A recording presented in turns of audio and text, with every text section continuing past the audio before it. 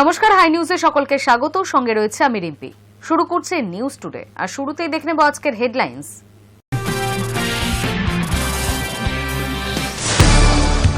বয়স্কদের জন্য বাড়তি সুবিধা কমিশনে, বাড়িতে বসেই হবে শুনানি, সাহায্য করবেন AEROরা। 85 বছর বা তার ঊর্ধ্বে প্রবীণরা শুনানির আয়তায় পড়লে যেতে হবে না দপ্তরে। বৃহস্পতি থেকে SIR এর শুনানির নোটিশ পাঠানো শুরু কমিশনে। শুনানি আগামী সপ্তাহের মাঝামাঝির আগে শুরু হতে পারছে না বলে মনে করছে কমিশন কর্তারা। দিল্লিতে শ্বাস নেওয়া একাধিক সিগারেট খাওয়ার সমান। এই পরিস্থিতিতে আরও কড়া সিদ্ধান্ত দিল্লি সরকারের। বৈধ দূষণ নিয়ন্ত্রণ শংসাপত্র না থাকলে পেট্রোল পাম্পে মিলবে না জ্বালানি। ঘন কুয়াশার চাদরে ঢেকেছে উত্তর ভারত, ব্যাহত উড়ান পরিষেবা। পরিস্থিতির গুরুত্ব বুঝে একের পর এক এয়ারলাইন্স যাত্রীদের জন্য জারি ট্রাভেল অ্যাডভাইজারি।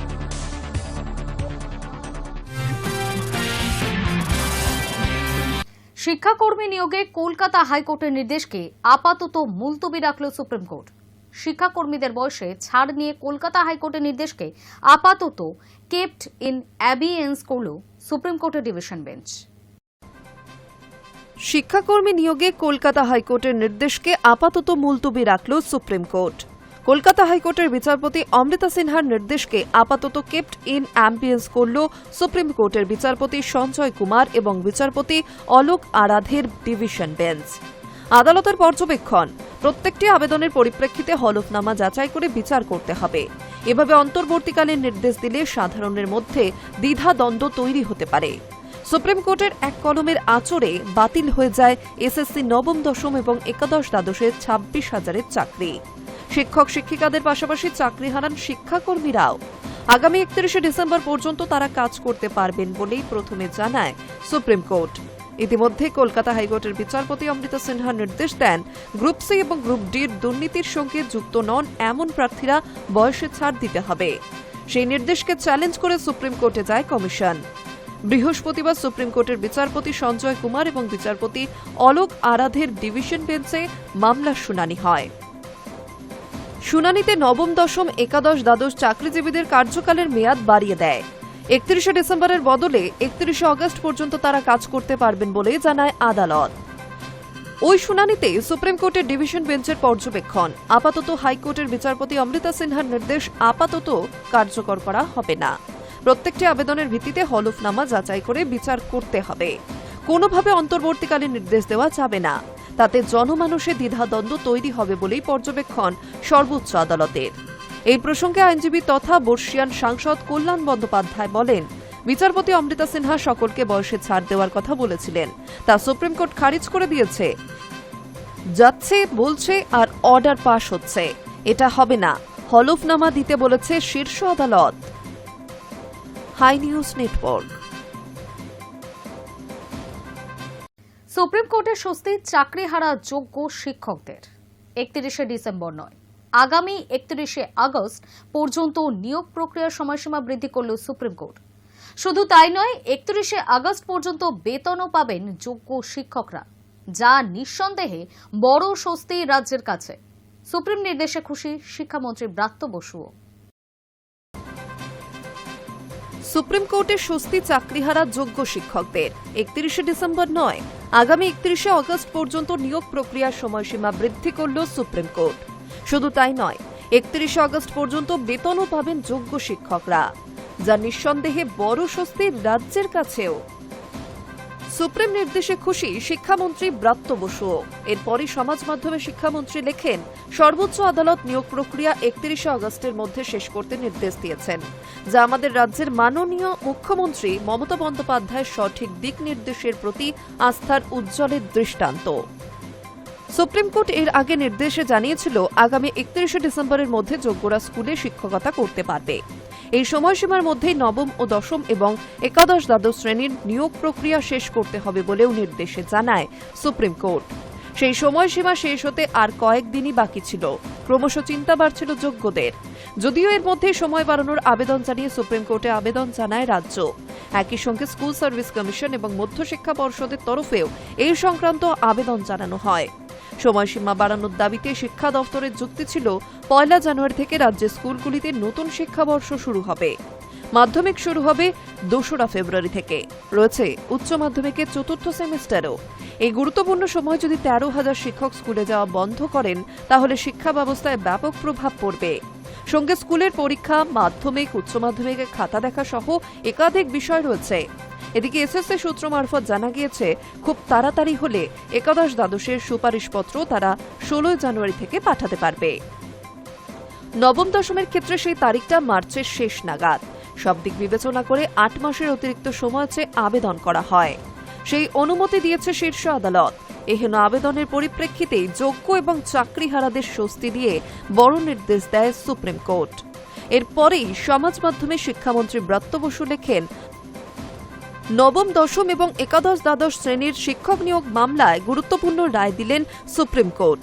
সর্বোচ্চ আদালত নিয়োগ প্রক্রিয়া 31 আগস্টের মধ্যে শেষ করতে নির্দেশ দিয়েছেন, যা আমাদের রাজ্যের মাননীয় মুখ্যমন্ত্রী মমতা বন্দ্যোপাধ্যায়ের ওপর আস্থার দৃষ্টান্ত। এই সময়সীমার মধ্যে শিক্ষকরা আগের মতোই কাজ চালিয়ে যেতে পারবেন। শুধু তাই নয়, West Bengal central school service কমিশনের স্বচ্ছতা ও দায়বদ্ধতা সঠিক পথেই এগোচ্ছে। আর তা বিচারপতি সঞ্জয় কুমার বেঞ্চের এই নির্দেশে পরিষ্কার বলেও সমাজ মাধ্যমে উল্লেখ করেন শিক্ষামন্ত্রী ব্রত Basu. High News network.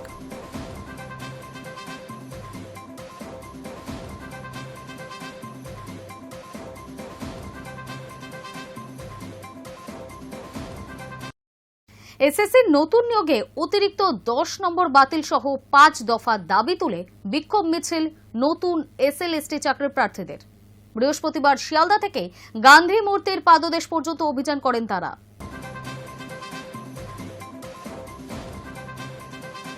SSC নতুন নিয়োগে অতিরিক্ত 10 নম্বর বাতিল সহ 5 দফা দাবি তুলে বিক্ষোভ মিছিল নতুন এসএলএসটি চাকরি প্রার্থীদের। বৃহস্পতিবার শিয়ালদহ থেকে গান্ধী মূর্তির পাদদেশ পর্যন্ত অভিযান করেন তারা। তাদের দাবি, চাকরিরত অভিজ্ঞ শিক্ষকদের অতিরিক্ত 10 নম্বর দেওয়ার ফলে তারা কম নম্বর পেয়েও ইন্টারভিউতে ডাক পাচ্ছেন, কিন্তু নতুন চাকরি প্রার্থীরা বঞ্চিত হচ্ছেন। 2016 সালের প্যানেল বাতিলের পর নতুন করে নিয়োগের নির্দেশ দেয় সুপ্রিম কোর্ট। তারপর নিয়োগের নিয়মে কিছু পরিবর্তন করা হয়। বিজ্ঞপ্তি প্রকাশ করে এসএসসি জানায়, অভিজ্ঞতার নিরিখে অতিরিক্ত 10 নম্বর দেওয়া হবে। তবে পরীক্ষায় বসেন নতুন ও চাকরিহারা যোগ্য শিক্ষকরাও। ফল প্রকাশের পর সেই নম্বরের ভিত্তিতে ডাক পেতে শুরু করেন চাকরি প্রার্থীরা। তবে নতুন চাকরি প্রার্থীদের অভিযোগ, 10 নম্বর অতিরিক্ত পাওয়ার ফলে অভিজ্ঞ চাকরি প্রার্থীরা ইন্টারভিউতে ডাক পাচ্ছেন, তারা পাচ্ছেন না। সেই অতিরিক্ত 10 নম্বর বাতিল সব চাকরি প্রার্থীকে সমান নজরে দেখার দাবি তুলে বৃহস্পতিবার ফের মিছিল করেন তারা। চাকরি প্রার্থীদের অভিযোগ, 58 থেকে 59 নম্বর পেয়েও ইন্টারভিউতে ডাক পাচ্ছে না তারা। চাকরিরতদের 10 নম্বর দেওয়ায় তারা ইন্টারভিউতে যাচ্ছেন। তাদের শ্রেণীকক্ষে থাকার কথা ছিল, কিন্তু আজ তারা রাজপথে। এর জবাব রাজ্য সরকার ও কমিশনকে দিতে হবে বলেও জানায় তারা। চাকরি প্রার্থীদের আরও দাবি, 5 দফা দাবি নিয়ে শিয়ালদহ থেকে গান্ধী মূর্তির পাদদেশ পর্যন্ত মিছিল করা হচ্ছে। তাদের দাবি, অতিরিক্ত 10 নম্বর বাতিল করতে হবে, না হলে এমন কিছু করা হোক যাতে সবার মানদণ্ড সমান থাকবে। আশা করছেন তারা রাজ্য সরকার তাদের দাবিকে মান্যতা দেবে। Hi News network.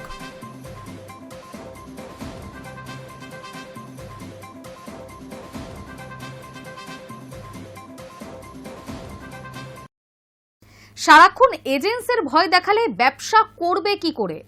বাণিজ্য সম্মেলনে কেন্দ্রকে নিশানা মমতার। এদিন ব্যবসায়ীদের পাশে থাকার আশ্বাসও দিয়েছেন মুখ্যমন্ত্রী মমতা বন্দ্যোপাধ্যায়।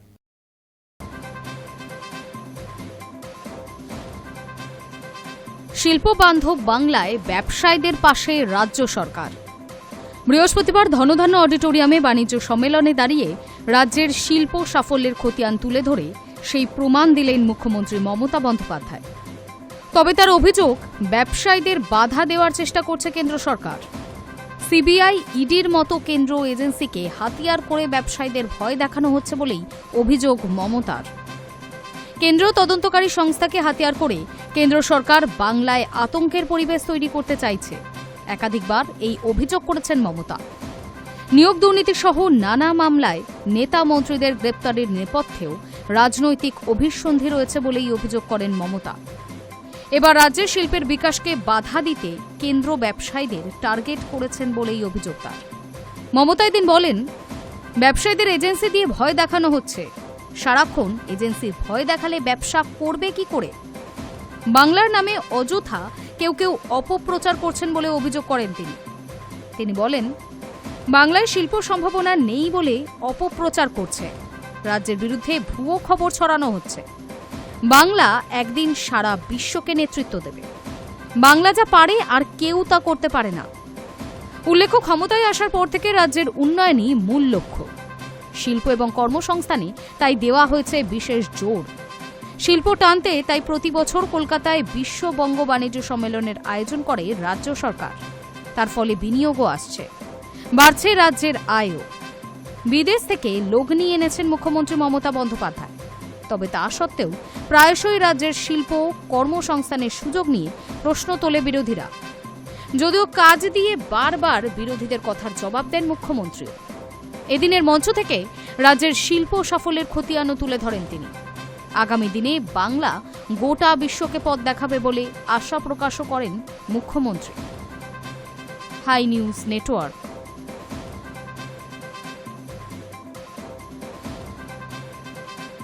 15 বছরে 10 গুণ বাজেট বৃদ্ধি। সংখ্যালঘু অধিকার দিবসে উন্নয়নের খতিয়ান দিলেন মুখ্যমন্ত্রী। বৃহস্পতিবার সকালে এক স্যান্ডেলে পোস্ট করে জানান এই কথা। সংখ্যালঘু অধিকার দিবসে রাজ্যের সংখ্যালঘুদের উন্নয়নে খতিয়ান তুলে ধরলেন মুখ্যমন্ত্রী মমতা বন্দ্যোপাধ্যায়। বৃহস্পতিবার সকালে এক স্যান্ডেলে পোস্ট করেন মুখ্যমন্ত্রী। সেখানে তিনি লেখেন, সকলকে জানাই সংখ্যালঘু অধিকার দিবসের আন্তরিক শুভেচ্ছা। এটা আমার গর্ব। সংখ্যালঘু উন্নয়নে আমাদের সরকার অভূতপূর্ব কাজ করেছে এবং করেই চলেছে। মনে করা হয় রাজ্যে 30% কাছাকাছি সংখ্যালঘু ভোটার রয়েছে। 2011 সালের ক্ষমতায় আসার পর থেকে সেই সংখ্যালঘুর উন্নয়নের জন্য বাজেট 10 গুণ বৃদ্ধি করা হয়েছে বলে জানিয়েছেন মমতা। তথ্য দিয়ে তিনি লেখেন, সংখ্যালঘু দপ্তরের প্ল্যান বাজেট 10 গুণের বেশি বৃদ্ধি করা হয়েছে। 2010-11 সালে 472 কোটি টাকা থেকে বেড়ে 2025-26 সালে 5602 কোটি টাকার বেশি হয়েছে। শুধু বাজেট বৃদ্ধি নয়, তার সরকার সংখ্যালঘুদের উন্নয়নে একাধিক প্রকল্প নিয়েছে, তা উল্লেখ করেছেন মুখ্যমন্ত্রী। তুলে ধরেছেন ঐক্যশ্রী স্কলারশিপের কথা। মুখ্যমন্ত্রী লেখেন, সংখ্যালঘু স্কলারশিপের ক্ষেত্রে দেশের মধ্যে বাংলা 1 নম্বর। সংখ্যালঘু ছাত্রছাত্রীদের জন্য রাজ্য সরকারের টাকায় ঐক্যশ্রী স্কলারশিপ চালু করা হয়েছে। 2011 সাল থেকে প্রায় 10,208 কোটি টাকা ব্যয় 4 কোটি 85 লক্ষ সংখ্যালঘু স্কলারশিপ প্রদান করা হয়েছে। স্টুডেন্ট ক্রেডিট কার্ড ছাড়া শুধুমাত্র সংখ্যালঘু ছাত্রছাত্রীদের জন্য আলাদা করে স্টুডেন্ট লোন প্রদান করে পশ্চিমবঙ্গ সরকার। সেই কথা জানিয়ে মুখ্যমন্ত্রী লেখেন, দেশের ভিতরে বা বাইরে উচ্চশিক্ষার জন্য সংখ্যালঘু ছাত্রছাত্রীদের 30 লক্ষ টাকা পর্যন্ত এডুকেশন লোন দেওয়া হচ্ছে। গত প্রায় 15 বছরে 40,000 মতো সংখ্যালঘু ছাত্রছাত্রীকে প্রায় 327 কোটি টাকার এডুকেশন লোন দেওয়া হয়েছে। এছাড়াও সংখ্যালঘু যুবক যুবতী ও স্বনির্ভর গোষ্ঠীর সংখ্যালঘুদের সদস্যদের স্বনির্ভর করার জন্য 16,31,000 উপভোক্তাকে 3,926 কোটি টাকা ঋণ দেওয়া হয়েছে বলে জানিয়েছেন মমতা। আরও উন্নয়নের খতিয়ান তুলে ধরে তিনি জানান, এমএসডিপি প্রকল্পের মাধ্যমে 4,000 কোটি টাকার বেশি খরচ করে সংখ্যালঘু প্রধান তালিকায় প্রায় 2 লক্ষ পরিকাঠামো নির্মাণ করা হয়েছে। সংখ্যালঘু দুস্থ মহিলাদের গৃহ নির্মাণের জন্য 1,20,000 টাকা মঞ্জুর করা হয়েছে। 14টি জেলায় ইংরেজি মিডিয়াম মডেল মাদ্রাসা স্থাপন করা হয়েছে। 38টি ইন্টিগ্রেটেড ইংলিশ মিডিয়াম স্কুল স্থাপন করা হচ্ছে। মুখ্যমন্ত্রী পোস্টে জানিয়েছেন, 14টি জেলায় ইংলিশ মিডিয়াম মাদ্রাসা, মাইনরিটি হোস্টেল, সংখ্যালঘু উন্নয়ন পর্ষদ এবং সংখ্যালঘু স্কিল ডেভেলপমেন্ট বোর্ড গঠন সহ একাধিক পদক্ষেপ নেওয়া হয়েছে। Hi News Network. মঙ্গলবার প্রকাশিত হয়েছে খসড়া ভোটার তালিকা প্রকাশ করেছে নির্বাচন কমিশন, যেখানে বাদ পড়েছে একাধিক ব্যক্তির নাম। বাদ গিয়েছে বিজেপি নেতা দিলীপ ঘোষের বুথও, যার পরই প্রশ্ন উঠতে শুরু করেছে। কয়েকদিন আগেই খসড়া ভোটার তালিকা প্রকাশ করেছে নির্বাচন কমিশন। প্রকাশিত খসড়া তালিকায় মোট 58,20,898 জনের নাম বাদ পড়েছে। একাধিক হেভিওয়েট নেতাদের বুথেও বহু ভোটারের নাম বাদ গিয়েছে, যার মধ্যে রয়েছে বিজেপি নেতা দিলীপ ঘোষের বুথও। তথ্য বলছে সবথেকে বেশি নাম বাদ পড়েছে তার বুথে। কলকাতা থেকে নাম কাটিয়ে অনেক আগেই খড়গপুর শহরের ভোটার হয়েছেন দিলীপ ঘোষ। নাম তুলেছেন রেলনগরী খড়গপুর শহরের 263 নম্বর বুথে।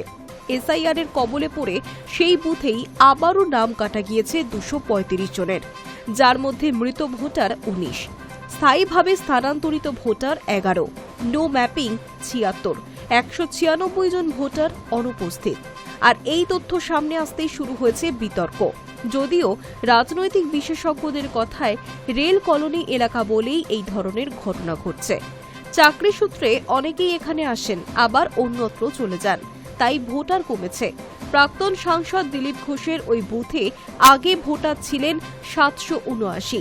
এসআইআর খসড়া ভোটার তালিকা প্রকাশের পর ভোটার কমে দাঁড়িয়েছে 472-এ। অন্যদিকে অপর হেভিওয়েটদের মধ্যে রয়েছে রাজ্যের মানস ভূঁইয়া।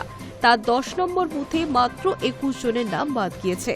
বলে রাখা প্রয়োজন, কমিশনের প্রকাশিত তালিকায় মোট 58,20,898 জনের নাম বাদ পড়েছে, যার মধ্যে নিখোঁজের সংখ্যা 12,20,038 জন, অনুপস্থিত 19,88,076 জন, মৃত 24,16,852 জন, ডুপ্লিকেট ভোটার 1,38,000। ভুতুরে ভোটারের সংখ্যাও উল্লেখ করা হয়েছে খসড়া তালিকায়। সেই সংখ্যা 1,83,328 জন। ইতিমধ্যেই শুনানির জন্য নোটিশও পাঠানো শুরু করেছে নির্বাচন কমিশন। High News Network.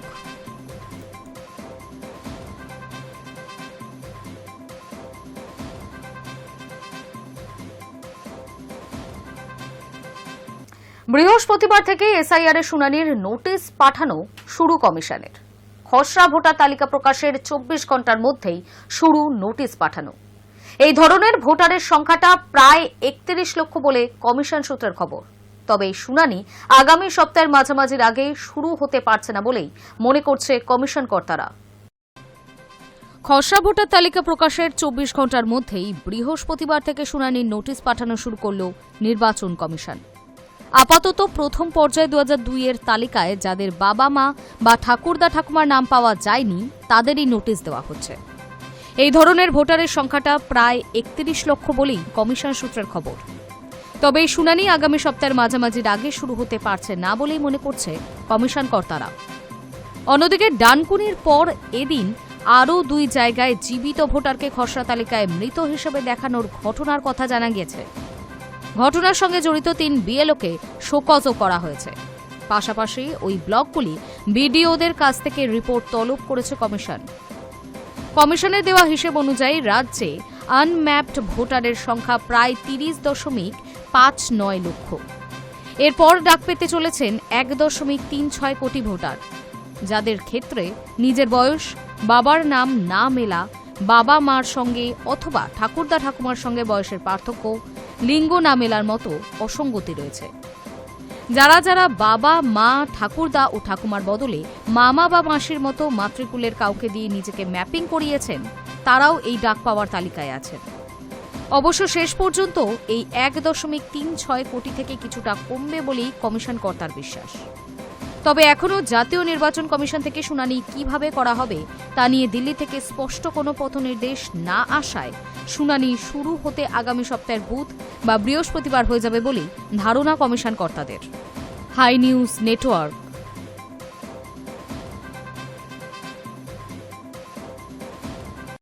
বয়স্কদের চিন্তা নেই, বাড়িতে বসেই হবে শুনানি, সাহায্য করবেন AEROরা।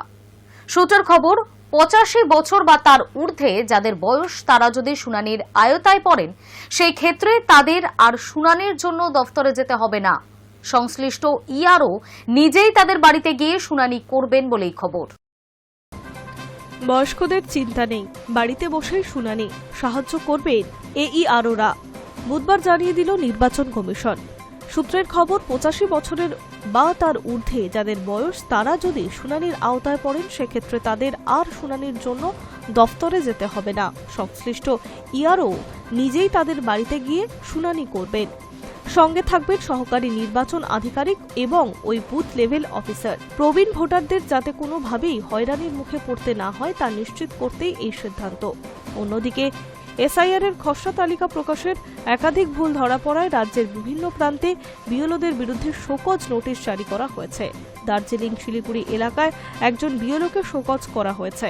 পাশাপাশি হুগলির চণ্ডীতলা, মাটিগাড়া, নকশালবাড়ি এবং কোচবিহারের দক্ষিণ বিধানসভার মোট 3 জন বিএলওকেও শোকজ করা হয়েছে। শুধু তাই নয়, এই কেন্দ্রগুলির সংশ্লিষ্ট ইআরওদের কাছ থেকেও বিস্তারিত রিপোর্ট তলব করেছে কমিশন। ডানকুনির পুরসভার এক কাউন্সিলরের নাম খসড়া তালিকায় মৃত দেখানোর ঘটনায় সংশ্লিষ্ট বিএলওকে শোকজ করেছে কমিশন। জানানো হয়েছে, এই সংক্রান্ত নথি ইতিমধ্যেই হাতে এসেছে। পাশাপাশি যিনি ওই এলাকায় বিডিও হিসেবে কাজ করছেন এবং একই সঙ্গে এইআরওর দায়িত্ব ছিলেন, তাকেও শোকজের নোটিশ পাঠানো হয়েছে। প্রয়োজনীয় আপডেট ওই কপির সঙ্গে যুক্ত করা হবে।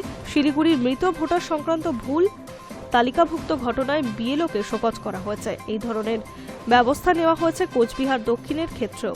কমিশনের প্রাথমিক পর্যবেক্ষণ অনুযায়ী এই দুটির ক্ষেত্রেই বিএলওরা ইচ্ছাকৃতভাবে দায়িত্বে গাফিলতি করেছেন। যদিও কমিশন স্পষ্ট করেছে, বিএলওদের ভুলের কারণে সংশ্লিষ্ট ভোটারদের ফর্ম 6 পূরণ করতেই হবে। এর মধ্যে আরও বড় পদক্ষেপ। সূত্রের খবর, বেলেঘাটা বিধানসভার মোট 7টি বুথের বিএলওদের শোকজ নোটিশ ধরিয়েছে নির্বাচন কমিশন।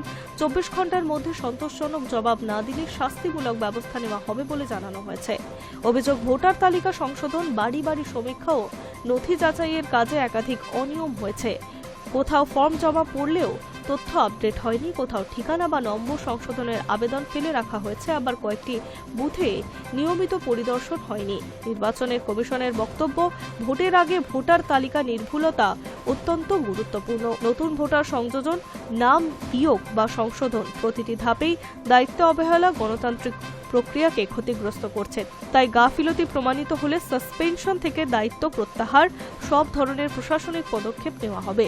জেলা নির্বাচন দপ্তরের এক আধিকারিকের কথায়, ভোটের কাজে কোনো আলস্য চলবে না, অভিযোগ পড়লেই কড়া ব্যবস্থা। Hi News network.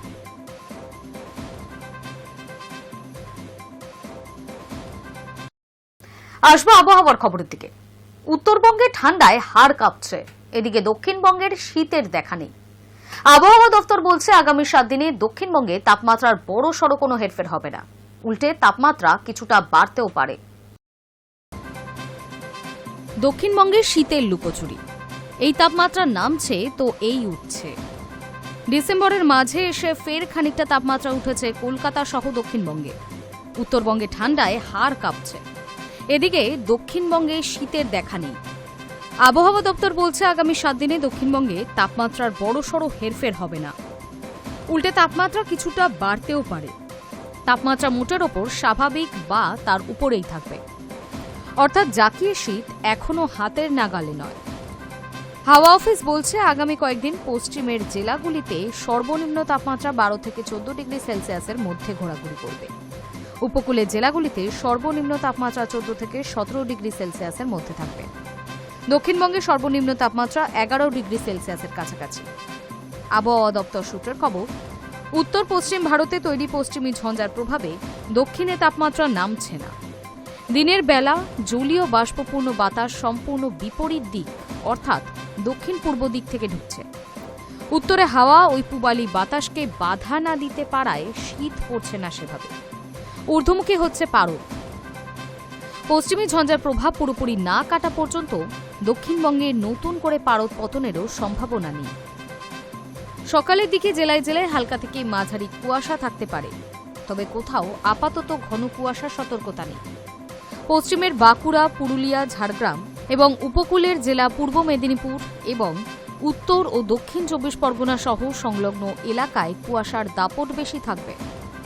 উত্তরবঙ্গের জেলাগুলিতে কুয়াশার দাপট বেশি থাকবে, দৃশ্যমানতা নেমে যাওয়ার সম্ভাবনা তার জেরে। আগামী 7 দিন তাপমাত্রার বড়সড় হেরফেরের কোনো সম্ভাবনা নেই, তবে হাড় কাঁপুনি দেওয়া শীতের দাপট অব্যাহত থাকবে। আপাতত বৃষ্টিরও সম্ভাবনা নেই, শুষ্ক আবহাওয়া থাকবে। Hi News Network. News today এখনকার মতো এই পর্যন্তই। বিভিন্ন খবরের সাথে আপডেট থাকতে চোখ রাখুন হাই নিউজে। নির্ভীক, নিরপেক্ষ।